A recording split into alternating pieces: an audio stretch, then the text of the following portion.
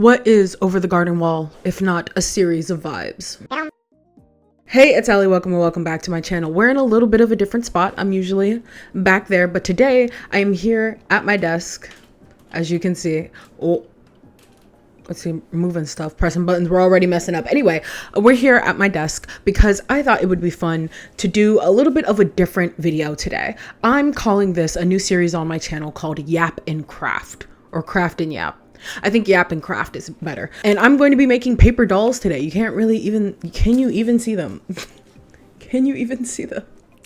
No. Okay, you'll see them later. I'm making paper dolls today and talking about Over the Garden Wall. Now, originally I was just going to make a regular Over the Garden Wall OC video in the same vein that I did Gravity Falls, but I realized that I'm kind of sick. Like I'm kind of sick at the moment. I got an ear infection and I'm trying to monitor it so it doesn't become a throat infection and like just a cold and stuff like that. So I am in need of something very chill, very vibes based, if you will. And what better vibes based thing than Over the Garden Wall? Like, Over the Garden Wall is mostly vibes. Like, it's very dreamy because the whole thing is like taking place during purgatory, right? So the whole vibe of it itself is very, very dreamy. And I think I need something that is like that, like just dreamy, floaty. And I saw a bunch of people make paper dolls over the course of the last couple of weeks, and they seemed really cute and fun. And I also think paper dolls are very, very fitting for like the Americana aesthetic style that is Over the Garden Wall. And so I made that. So I have,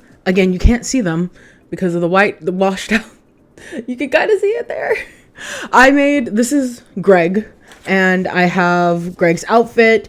I also have my OC, so don't worry, we still do have an OC in this. Yes, we do. And I will be talking about them and how they fit into the world later. And Wirt.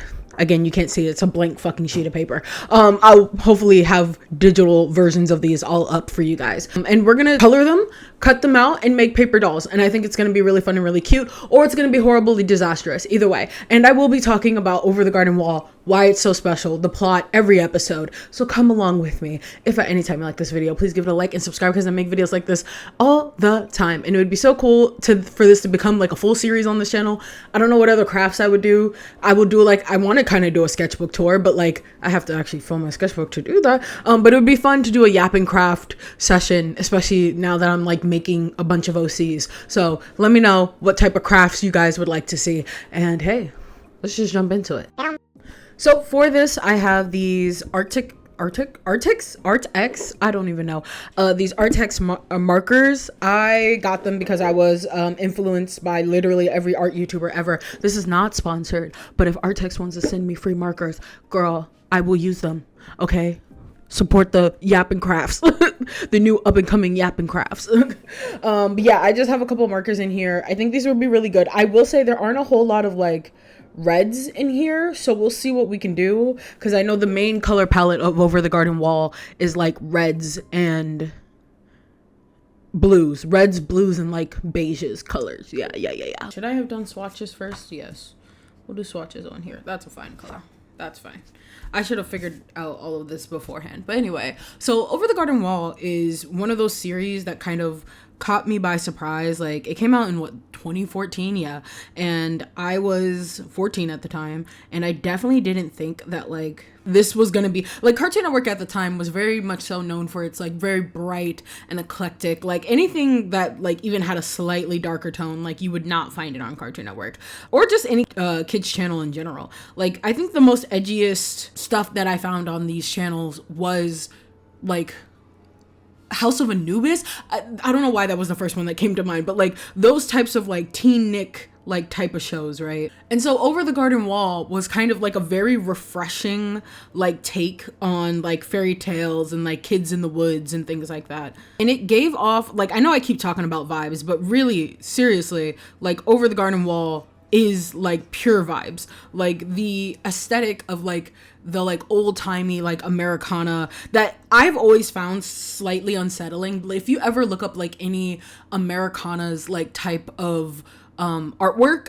it's slightly unsettling to me. And I don't know if it's just because of like, damn, like y'all were depressed as fuck back then or what, but I always found it slightly unsettling. So I think it was like really apt I guess, that Over the Garden Wall chose this like type of, this type of like setting, because it could have easily been like a fantasy setting, but instead it's like, nah, this is a nice Americana setting, which is funny to me because it's like, oh, it's just old-timey America. You don't think that when you think of like, oh, let's make fantasy world for kids, we're gonna make it like old-timey Americana. Like, who thinks of that? Like, who's like, yeah, old-timey Americana, that's gonna be great for kids.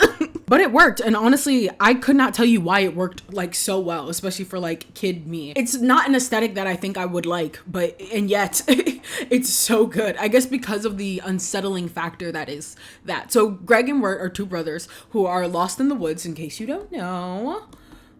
I guess this color is closest enough to blush. I feel like this is a little too red. Yeah, this is a little too red. I guess I could have chose pink. Oh, fuck. I know I should have done swatches before I started. But yeah, Greg and Wirt are two brothers lost in the woods. Oh yeah, that's such a better color for this. They eventually come across this man named the Woodsman, who tells them that they need to be careful in the woods because there is a beast running about. And the whole first episode is like such a grand like come together of like, these are the themes of this. Like immediately you're like, there's a beast in the woods, it's like magical and all that stuff, and then there is like this creature that like is suddenly like attacking them, and you think for a second, oh man, this must be the beast, like this is crazy, and then they defeat the beast. And it's such a good like thing of like storytelling to be like, oh, we defeated the beast for you, and the woodsman is like, oh, you naive children, that is not the beast, babes. And then you're like, there's something bigger and darker out in those fucking woods, oh my god. And then they're instructed to go into town, and this is where their adventure starts, and it's so, oh my god, it's so good. This is a little light for his hair, but it's fine. We can always darken it up later. I think it's easier to go darker than it is to go lighter, even though these pens are really nice. Even though this is not a paid advertisement, I do really like these pens. I love how, I guess, juicy they are, you could say. So the next episode is actually one of my like favorite episodes of the entire series. It's when we meet Beatrice for the first time, who I think is a criminally underrated character. Like whenever there's like Over the Garden Wall fan art, she is nowhere to be found. Like people just forget to draw her, and I'm like, oh my god, she is such a criminally underrated character, guys. You can't just forget about her. Anyway, they meet Beatrice, who is this bluebird, and I don't know if it's in this episode, but she does say that she has been cursed to be a bluebird because of what she do, steal from a lady, I think. I will fact check that, but I'm pretty sure she did. And it's at this point in this like episode that you kind of realize that like, oh, these people are here because of something. Like they are not like, oh, just randomly lost kids. Like they probably have to overcome something in order to leave the woods. I love that like we kind of get this like the plot of everything like bit by bit. Like nothing is purely like purely told out to us outright, and I really enjoy that.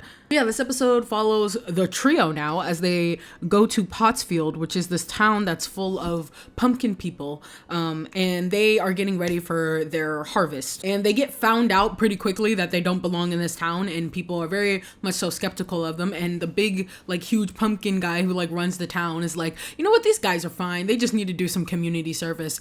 And as they're doing the community service, which is digging random holes in the ground, Beatrice is like, and if you on the like second, third, fourth rewatch, you're watching this and you're like, oh, they're like digging their own graves, aren't they? And like the twist of the whole episode is that they're not digging their own graves. The like a skeleton pops up and you kind of realize that these are all skeleton people who are just dressed as pumpkins. And like the whole thing about the girl at the end, not the girl, Enoch at the end asks like, oh, do you want to come join us? And he's just like, no, I'm good.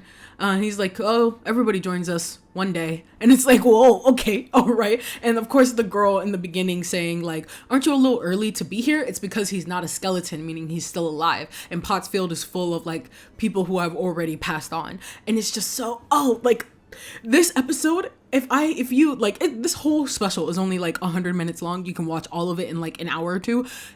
2 hours, it's 100 minutes, so like 2 hours, yeah. And I highly encourage you, if you're somehow watching this and have not watched Over the Garden Wall, but like Hard Times at the Husk and Bee is like my favorite episode, and it's only the second episode, and it gets better of course, but like this episode is such a like, oh, if someone had to tell me what is like, give me episode to show me that would get me into the show, it would be this episode because it's so good. It also shows off a lot of the characters really well. It really shows off the relationships between Beatrice and Wirt really well, like how both of them have their own things that they need to work on, but their little banter between them two is just, oh, it's so good. It's so good. Like Wirt is definitely like this kind of like guy who can be pushed around and things like that, and Beatrice is kind of like very sassy, very no nonsense, like we gotta go, we got things to do, and these two clash with one another as like Wirt kind of gets pushed around by other people, and like Beatrice is like, hey, you can only be pushed around by me, okay, like don't be so like gullible and naive and yada yada yada. And it's so nice. I love their dynamic a lot.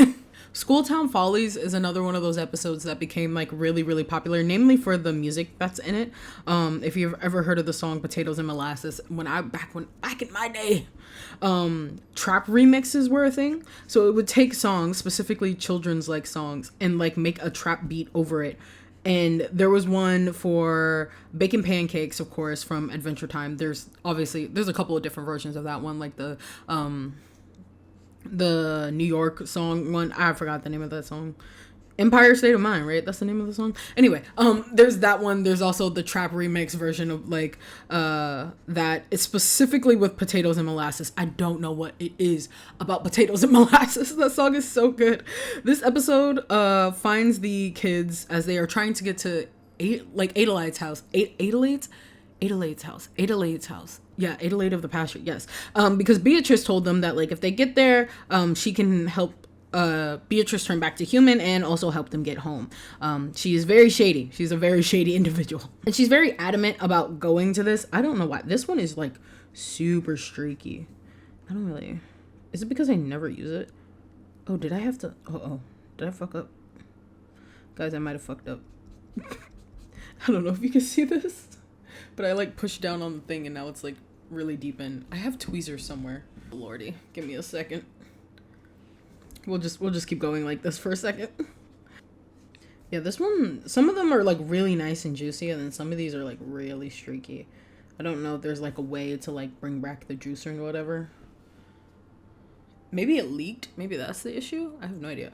I know you're supposed to keep them upside down for that to like specifically not happen, but like I don't know. But yeah, as they're trying to go find this lady of the woods, they stumble upon a school, and it's a school full of like anthropomorphic animals, and and Greg immediately is like, no thank you, I am not going to school. And this is also one of those things where you kind of realize like, oh, so they are from some semblance of a like proper time, because like at first you're thinking, oh, maybe they are also from this weird time period, but like the way Wirt specifically talks about school and talks about playing the instruments that he used to play and things like that, it is obviously hindsight's 2020, but it becomes increasingly obvious that they're talking about like being from a different time. Just the way that they talk about school, like you could chalk it up, especially on a first watch through, to like, oh, they're just making it they're making the language a lot more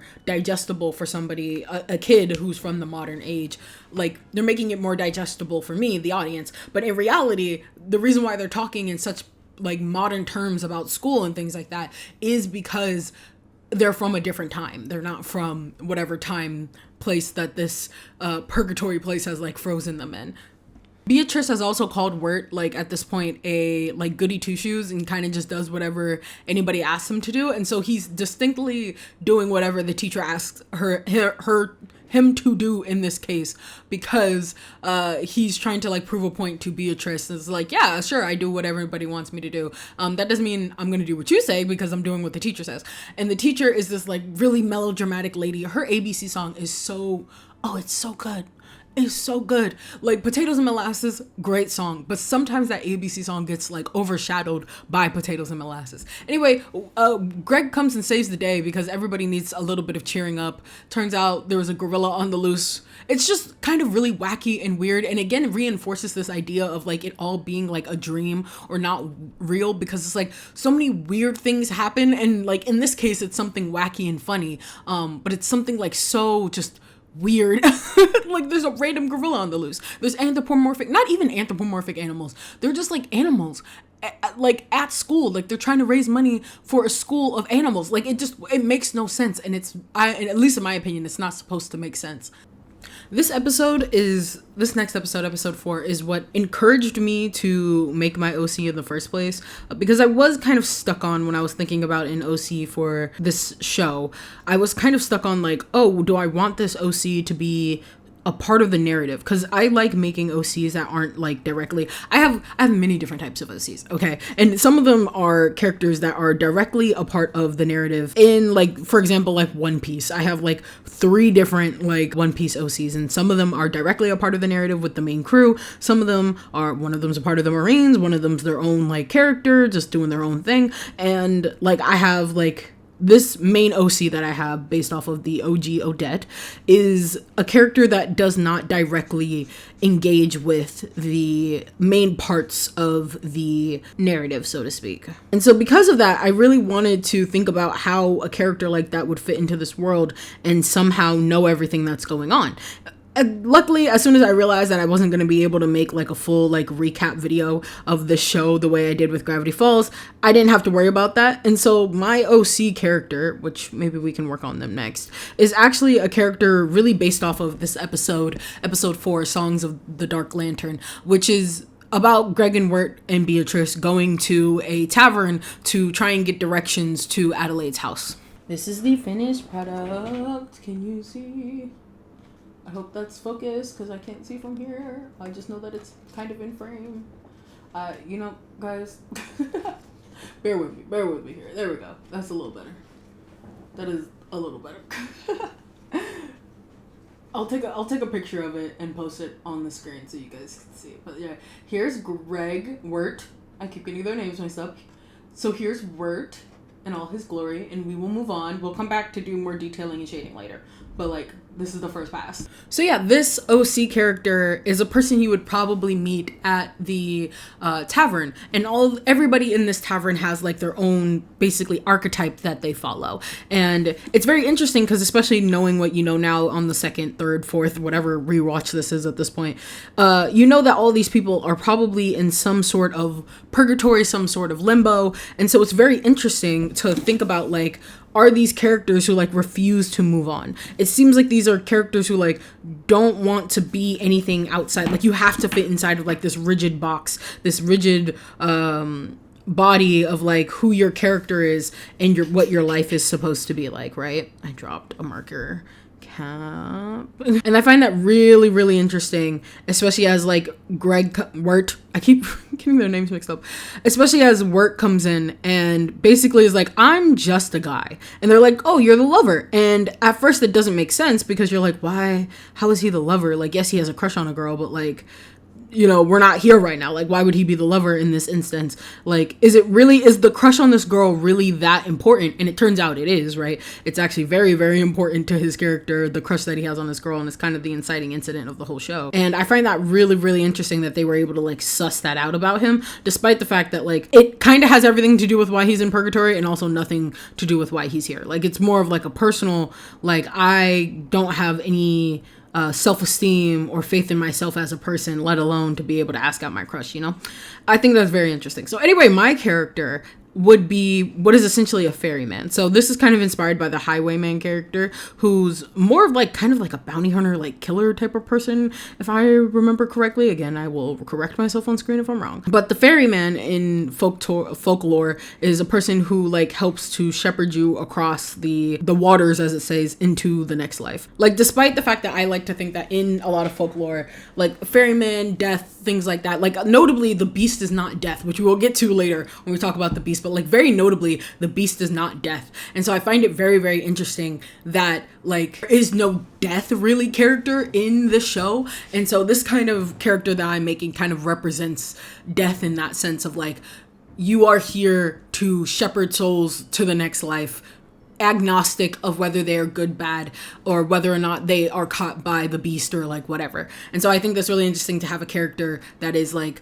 specifically working for the beast, but maybe not by like their own means. They're supposed to be like the, I guess you could call it, the real rulers of this like purgatory land, to shepherd souls to and from the afterlife, well, to the afterlife really. And the beast has kind of taken over and is running this domain at the moment. I think that's really cool. So yeah, that's them. Their name is Sage. Let's continue. But yes, Mad Love is an episode that is such a like contained episode, but it's so cute, and it's such like a vibes based episode. Again, I know I keep saying that, but it's so true. It's such a vibes based episode. It follows the trio and a talking horse, as they go to this guy's like rich mansion, again in trying to find Adelaide's house, but they end up finding this like wealthy crazy man named Endicott, who has like kind of gone crazy and thinks that like Greg is his nephew and is like here to visit him. And he's showing him around his mansion, and everyone's like, ooh, the mansion. And they realize that they need to have 2 cents in order to get on the ferry that they're trying to get on, to again try to go to Adelaide's. Adelaide's is like the big thing that they're trying to get to, right? And Quincy Endicott feels like he has a ghost in his mansion, and everyone kind of just thinks he's kind of gone crazy. But at this point in the show, you're kind of like, he may very well have a ghost in his mansion. So as he's explaining his wealth that he got from his tea business, Beatrice and Wirt kind of sneak off to try and go find some money that they can ethically steal from this very ethical like millionaire. And they end up in an entirely different section of the house that looks very, very different. And we get this very good line from Wirt. How so? It's like French Rococo style. That doesn't really seem in line with Endicott's Georgian sensibilities. How? What? Who on earth am I talking to right now? Should I not know that sort of stuff? And that's when Beatrice and Wirt realized that like it was 2 very rich people. A nice lady. What's her name? They do not name her name in this. That's so kind of crazy. There's a lady who runs a competitive business, who built her house on the same, I guess, plot of land, and they built it so big that they didn't even realize that they had run into each other while doing their construction, which I think is kind of crazy, but also kind of quirky and kooky, and they fall in love with each other, and it's very sweet. This whole episode has a lot to do with love, because it's also when Wirt confesses to Beatrice that he has a crush on this girl named Sarah, who he can never like confess to because he's just way too scared to. Like, very close second favorite episode for me is Lullaby in Frogland, because they finally make it onto the boat. They sneak into the boat because Greg did get the 2 cents from the like rich people, but he throws them away because he believes himself not to be an honest kid, which like comes back later, of course. So this is a very close second of one of my favorite episodes of the entire series. They sneak on to this boat because they do not have the sense to get on, of course, and they're not frogs, and they very much so did not pay to get on. So of course they get found out almost immediately of having not paid, and so they try to sneak into the band and play in the band. Beatrice convinces Wirt to play the bassoon because he has I guess knowledge of like all, is that a woodwind instrument? Don't quote me on that. I think it's a woodwind instrument, and she convinces him to play, and he's actually really decent. And you find that there, his whole thing is that the only thing holding him back is himself.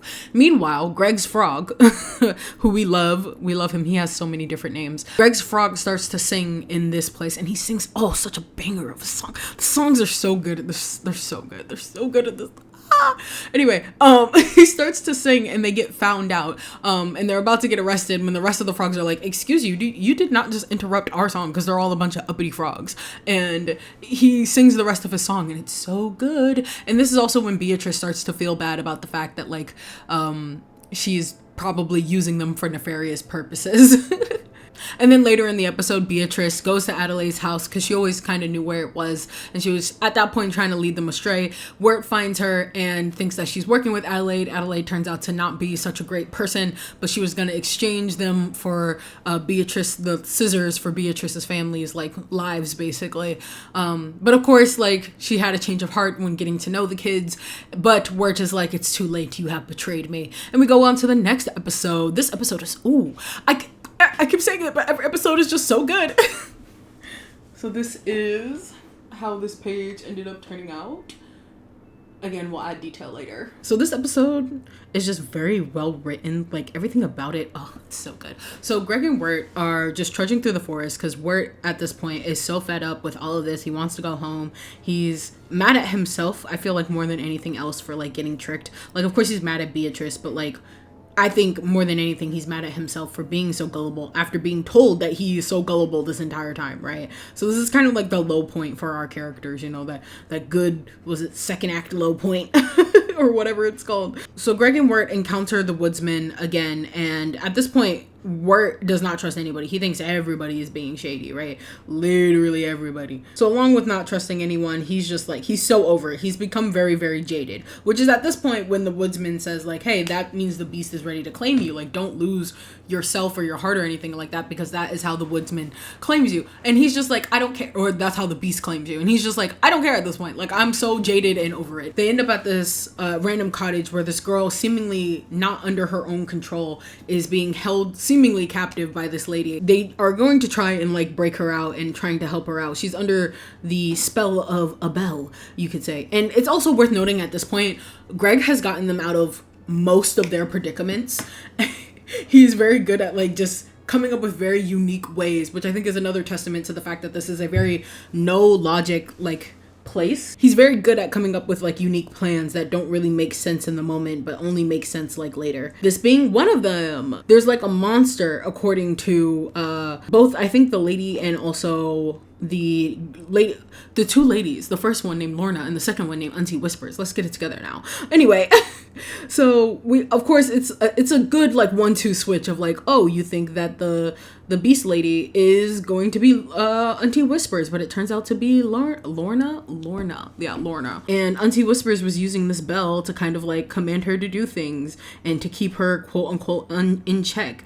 And we're supposed to feel, I don't know if like we're technically supposed to feel, but like it definitely comes off as like, oh, I was doing all of this for her. I was keeping her in check to make sure she doesn't turn into a beast, but also making sure that she does nothing but manual labor inside of my house the entire time. It was kind of weird. It was kind of odd. And I think it's supposed to be weird and a little odd. You're not supposed to walk away from that interaction feeling necessarily like, oh, we saved the day, because like when Lorna turns into a monster and Greg's frog ended up eating the bell. And so they use that to kind of be like, oh, vanish the evil inside of Lorna and never come back. It makes you think, okay, why didn't Auntie Whispers do this the whole time? And then Auntie Whispers is like, oh, you're gonna leave me, Lorna. Like, you're so like, you're fine now. You're free. You don't have to stay with me anymore. And it's like, was that the whole reason why you were keeping this girl, like this monster inside of this girl, instead of like doing the very obvious thing, which is like the bell commands you to leave Lorna alone? Like, you could have done that at any time. And it's very obvious that she thought of that and then just never did it. And Lorna is just kind of like, no, I'll stay with you. Auntie Whispers, it's fine. And it's just like, okay, like, I guess I get it, but like, also what? It's a very weird episode that like really, I think, sets up the like moral like ambiguity of this world and the people in it and the things that are like keeping them back, because this isn't supposed to be necessarily all happy hunky-dory yada yada yada blah blah blah. Like, it's definitely supposed to make you be on edge about like certain things. And I think this is an episode that really embodies that, because it's so clear that there is no like, it's very much so a shade of gray, this episode. It's like, why didn't you just let her go? But also she was a monster and like all this other stuff. And it definitely seems like you're supposed to come away this episode kind of feeling a little bit like, oh, that was a very nuanced thing that I just witnessed. Not necessarily, oh, she was right, she was wrong, etc., etc. Okay, so we're 3 episodes out now. And Wirt and Greg are at their lowest. Specifically Wirt. Wirt really is the one at his lowest. Greg keeps going with his plucky, go get him, childlike wonder attitude. And Wirt he's given up, which is what the beast wants, of course. This is one of those things where the beast finds you at your lowest, and when you're at your lowest, the beast strikes, right? And which is another clue that this isn't death necessarily so much as it is the devil, which I think we'll get to later. No, it's in this episode. It's in this episode where Greg has this dream that he's in this like angelic cloud city, and it very much so is supposed to, two different things can be said here. It feels like, number one, this place is supposed to represent like Greg's psyche, right? And how innocent he is, right? A lot of people have had theories that this could possibly be, I did not want this to be this blue, but it's this blue now, oh well. Had theories that this is actually heaven, and because Greg is such a pure innocent child that he would be able to go to heaven. I think no, only because there are like some not so great things about this place, and the fact that this place is offering him to stay instead of trying to be like, yeah, this could be your everyday. I think I don't think it's also, other people have theories that this is possibly the Beast trying to play a trick on him and be like, this is how great your world can be. Don't you want your world to be like this? It can be like this every day, and yada, yada, yada, blah, blah, blah, blah, blah. And everybody will listen to you and your ideas and this, that, the third. And I think that is also not correct, saying that it's the Beast. I think this is just purely Greg's psyche trying to, in his own way, like, this is his own forest, if, for example, like, everything seems such lower stakes here. Like, the worst thing he could, like, think about is, like, oh, the north wind, blah, blah, blah, because it's windy outside, and this isn't inside of his dream and whatnot. But it is where Greg goes through his character development of, like, realizing that he does have to mature just a little bit in order to save his brother. And, of course, it's heart-wrenching at the end, where he's just like, it's okay, Wirt, I'm gonna, don't worry, Wirt, I got this, you can rely on me. And of course he walks off with the Beast at the end of the episode, and it's just so and of course right at the end of the episode, Wirt wakes up and he's like, oh my god, Greg, like, I've abandoned him, like, I can't do this, like, oh my god. And he runs off to go find him and falls into the ocean, water. He falls into a lake, which is very reminiscent of the next episode, Into the Unknown. Oh boy, let's talk about it. The penultimate episode is where everything, like, this, I was online at the time, but I definitely, in terms of Into the Unknown, I definitely wasn't thinking like, oh my god, because this whole special took place over the course of 10 days. So it came out, like, I think, or it took place over the course of a week, actually. 1, 2, 3, 4, 5. Oh yeah, it did take place over the course of a week. It took place from like Monday to Friday. And it was like every day there were 2 episodes that came out, right? And so these last 2 episodes were mind-boggling. Like, I don't think anybody knew what was going to happen after the last episode, because the last episode, you know, is the like lowest of the low, and now we have to save Greg, right? And then the day is saved, right? We understood that this was going to be the finale of the special. No one was expecting for the 9th episode to be a flashback, flash forward, flash present episode where we find out that, like, it's Halloween, and which is why the kids are dressed the way that they are, and Wirt has a cassette tape he wants to give to his crush Sarah. Come to find out, this is all in the present day. This is all at least some version of the present day, right? And Wirt is in high school, and Greg is like his stepbrother, which explains the way that he had been treating him this entire time. Not that it was an excuse to treat him like that, but it's very clear that, like, Wirt is like a subject of family divorce, and it's hitting him pretty hard because, like, his dad, Greg's dad, is trying to be a part of Wirt's life, and Wirt just doesn't want anything to do with him right now, of course. And Wirt is going to confess to Sarah, and then he finds out that a person who is on the same level, I love this, like, this encapsulated, like, high school niche drama kid, like, drama so well, because it's like outside of like the drama kids, like, no one gives a shit. And also the fact that we are led to believe that Wirt is this kid who, like, probably gets bullied a lot and probably isn't thought of, like, very highly, but, like, everybody has, like, really good respect for him. And in fact, it's kind of like this kind of exact opposite, because also, like, the jock, like, says, hey Sarah, like, you know, be careful out there, and she's like the mascot of, like, it's like subverts every, like, high school trope that you're thinking of in your head. And especially because the dude that, like, Wirt is scared of taking Sarah away from him, quote unquote, is literally another, like, theater kid nerd, and I love it so much, so much. But anyway, he tries to confess to her, he fails, and Sarah still gets a hold of the tape, and he's scared of, like, it getting into the wrong hands because it's, like, bearing his heart out to bear, and he runs away, and Greg follows him, and they end up tumbling down into this they end up tumbling down this, like, very long hill and into this freezing cold, I can imagine, river, where that's when both Wirt and Greg go into this purgatory state. And so with that all being caught up, we get back to the present time, I guess, of them in this purgatory area where Beatrice's family somehow, as they're all bluebirds, saved Wirt. Again, don't think too hard about it. It's a dreamlike state, okay? They save Wirt, and Wirt's like, I gotta go get my brother. And he's like, you're no good to him dead. And he says the rawest line ever. At least wait until the storm dies down a bit. You'll be no good to your brother dead. I was never any good to him alive, either. And it's so good. Oh my god. Oh, and he takes Jason Thunderburger, which the frog is now named. Wait, no. Is the frog now named Jason Thunderburger, or was it named Jason Thunderburger before? Either way, he takes the frog and he sets out to go find Greg in the season finale. Okay, so there's a bunch of different tutorials on how to make paper dolls, and they all have a bunch of, some of them use wire. I don't have wire, so instead we're using strips of paper. I saw one singular tutorial that used strips of paper, and I really liked the way that she did it, because I was like, oh, this can be used with a bunch of scrap pieces of paper. I feel like a kid again. It's so cool. So you just take the pieces of paper, I hope you can see this, and you just fold it like this. And then you fold the ends like this.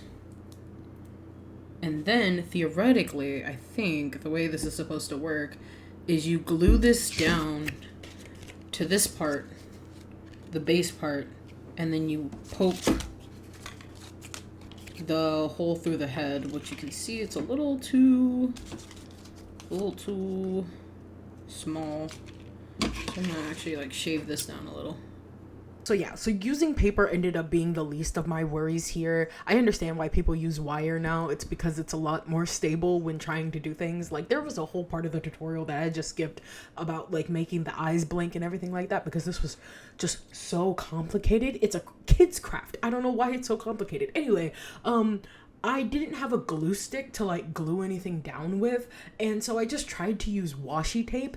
It turned out horrible. Like, nothing would stick to each other. Like, it's paper. You think washi tape on paper would be fine? No, it did not want to stick to one another, and it just kept falling apart. And I was losing daylight because I chose to film later in the day, and I didn't think I'd be filming for more than 3 hours. So I left it for the next day. I came back on Sunday, and this is the footage that you are about to see now, is me using hot glue, which I should have just used in the first place because I have a hot glue gun.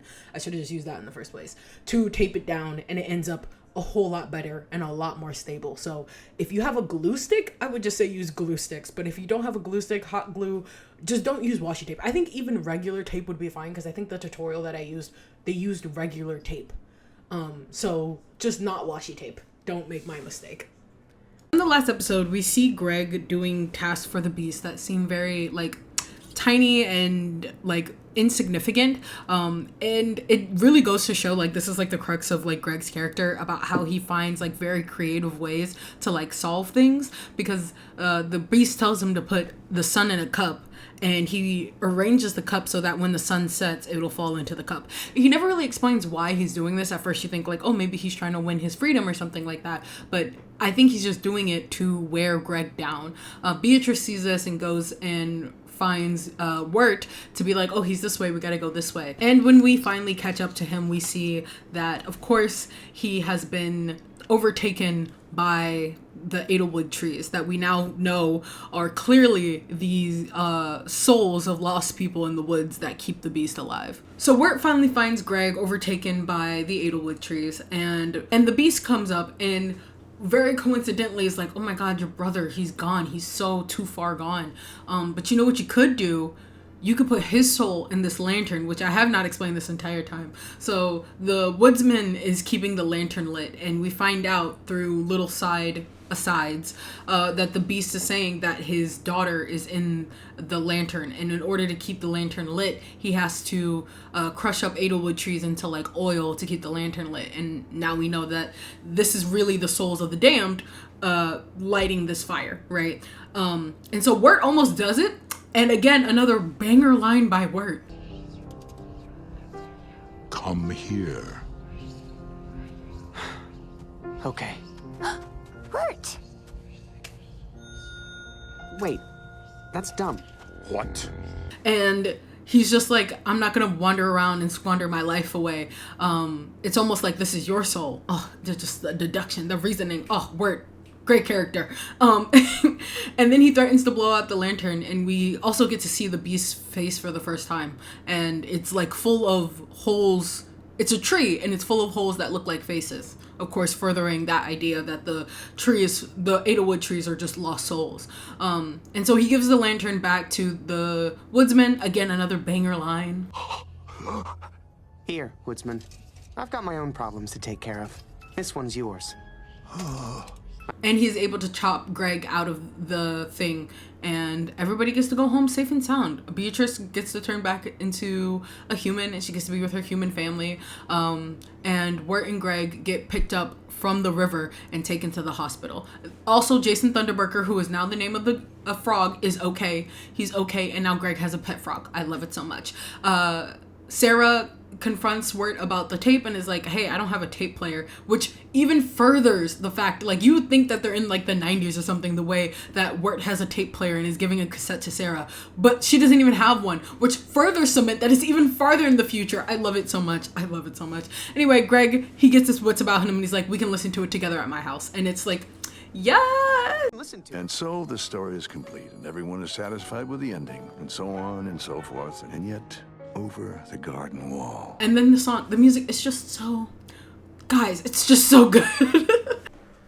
Okay, the sun, I never record at this time of day, so the sun is like right here. So I had to move over here so that you couldn't necessarily see, you couldn't see any of these. But I finished them. Look at them. I actually, do we want to, can we please focus? Anyway, I'll do the B-roll later, but like, yeah, I finished them. I'm so happy. You can kind of see how like I glued the wrong hands. I ended up using hot glue because the hot glue actually was gonna make the paper stick, and it's still like, the heads still wobble and everything. There we go, that's better. The arms are weird because these are the wrong arms. Don't tell anybody, but these are the wrong arms. Like, they're the wrong size, and also they both point down. Well, this one works because this is Wirt's arm and this is Greg's arm, but it's cute. It's cute. I think it's fine. I love the exaggerated proportions. It's very cute. Look at the little wobble. I love the hat. I think the hats are my favorite parts about these. Let me see. Who's next? Oh, and my OC. Hopefully I've explained by now in voiceover. But yeah, my OC is the ferryman who's in charge of ferrying souls to the afterlife. But the beast has taken over this purgatory space.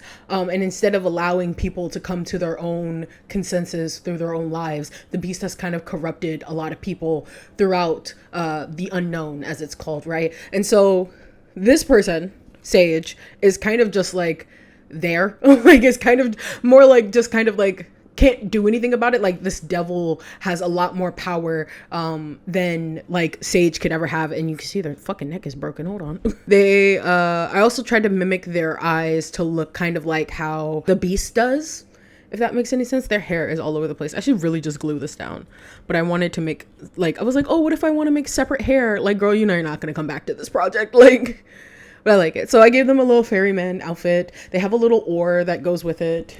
It's up here somewhere. Where's the oar? Here's their little oar. And I imagine them kind of just hoping and praying. Like, again, can't really, especially as like a character of death, you know, they can't really interfere with anything going on, but they can hope and pray. They can hope and pray that like Wirt and Greg make the correct choices, but they are following them throughout this time and kind of just hoping that it's not their time. I think one of the most interesting things about death as a character in media is that like it can be such a tragic thing or a very agnostic thing. So a lot of times death is agnostic to characters who die or who are about to die, right? They have the best death characters, in my opinion, like the one from like Puss in Boots, are like very agnostic. They're just like, it's your turn to die and you need to die now. And the only time they hold like a vendetta or anything is if you're trying to cheat death, right?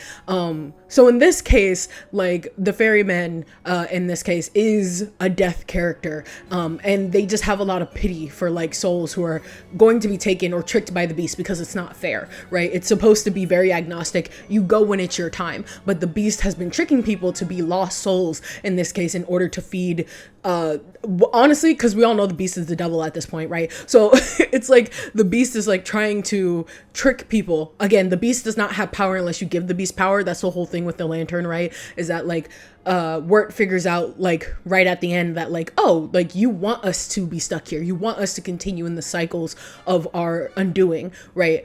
Because it feeds you, and eventually we become lost souls, and that feeds you and that gives you power. Ferryman can only hope that people figure that out. They cannot interfere, unlike the devil, who can do whatever the devil wants, right? The devil cannot make you do anything, but the devil can trick you into doing things. I talked about that in my Coraline video, and I love that in media because it's always a personal choice. And this is like the one thing I love about like defeating the devil in media, is that you making a deal with the devil is a personal choice. You defeating the devil is a personal choice, which is what Wirt does in this moment. He's like, no, I'm not going to do this. Like, that's stupid. And I really, really love that about his character. Speaking of, oh my God, things are falling. Luckily, things are not falling apart. I was scared that these were going to fall apart even with the hot glue, but they're not, which is nice. So I made Wirt. Here he is. Let me put his hat on. So here is Wirt. I gave him the antlers because if you know, do you guys remember that one AU that's like kind of like the bad ending AU? Guys, I'm losing my fucking mind. They're also the fucking Twink Bill artist, please. They're all different. Oh no, his coat fell off. They're all different in every single what's the word, in every single, there we go. All right, so you guys know during the time of like Adventure Time, Over the Garden Wall, and Gravity Falls, there was an AU which was basically called like the other AU. It's different, like it's called Reverse Falls for Gravity Falls. I forgot what it's called for this one, and then one for also Adventure Time, because around this time is when a bunch of the bad guys in the series like started to like quote unquote win. Like of course you had Bill Cipher in Gravity Falls possessing people, so you had Bipper. You have this version, which is like the Beast 1, and now Wirt is a conduit for the Beast, basically. And so he has antlers. I also tried to do a little bit with his eyes, because the eyes are like white and blue and yellow, I think is like the color combination for the eyes. And it's really freaky, and they meant to mimic the rings of a tree, right? And then you have, Finn in the other world. I forgot his name. In the other world where magic isn't real, quote unquote, and he becomes the Ice King, basically. Like he finds the Ice King's crown and goes mad with power, basically. Like those three characters, oh my God. I will try to put the fan art on here because I took a couple screenshots of some that I found on Pinterest, and I'll try to find the original artist for him. But oh my God, like that corrupted my brain as a kid. I was like, oh my God, but like what if they were evil? And the designs were just so cool, and people would draw Bipper, this Wirt, and the other Finn like all together, like working together, and basically like they're all evil. It's so good. It's so good, and I miss it so much. But anyway, yeah, so this was kind of like the reason why these are detachable.